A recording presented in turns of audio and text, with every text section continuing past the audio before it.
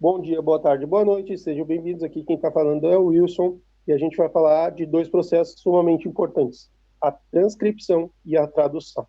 Primeiro, a gente tem que entender o que é o processo de transcrição. Então, transcrição é a síntese de RN a partir de ADN, certo? Então, vai servir para o RN para poder sintetizar as proteínas, tá? É um processo que ocorre no núcleo.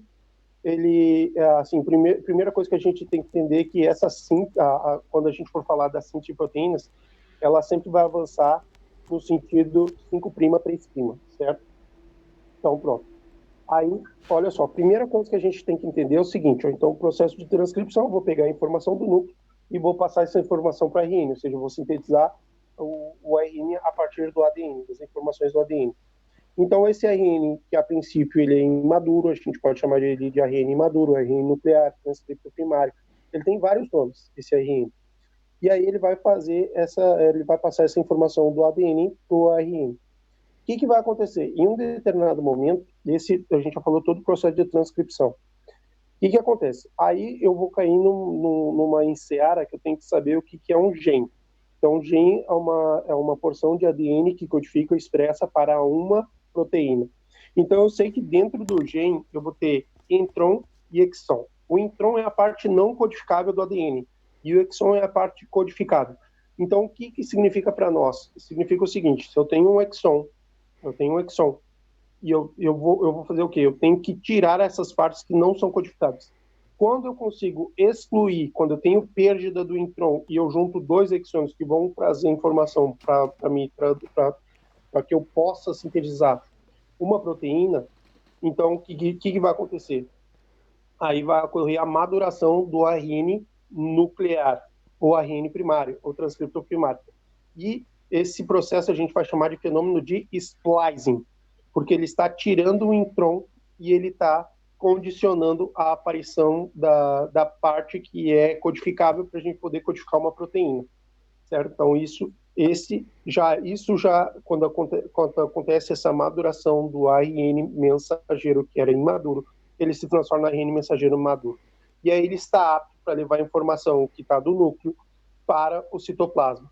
E aí vai começar o processo de tradução, que é o quê? Quando esse ARN mensageiro ele sai do núcleo, viaja até chegar no citoplasma, ele se encontra com a subunidade menor do ribossoma, e aí ele vai, quando eu tenho a associação do ARN mensageiro mais a subunidade menor do ribossoma, a gente tem o que é conhecido como complexo de iniciação. Ou seja, aqui vai começar a sentir proteínas, daqui a pouco, não agora.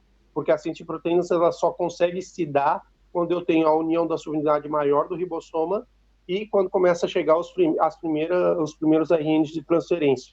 Eles vão começar a ler o codon com o anticodon e liberar os aminoácidos dentro da subunidade maior do ribossoma, certo? Então, aqui sim, aqui a gente já tem a tradução.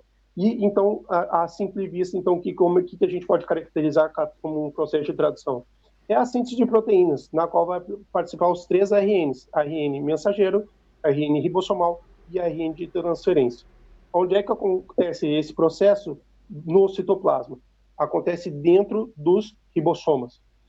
E esse processo, o que acontece? Ele se chama assim porque durante o processo a linguagem das bases nitrogenadas vai representar um aminoácido. Então, o que significa isso? Para cada 3 bases nitrogenadas, eu tenho a aparição de um aminoácido, certo? Então, por exemplo, agora, mais adiante, a gente vai ver que cada base nitrogenada dessas, a cada 3 bases nitrogenadas, vai simbolizar ou representar um aminoácido específico, certo? Então, pronto. Isso aqui a gente termina de explicar basicamente o que é o processo de transcrição e tradução, certo? Pronto. Fim.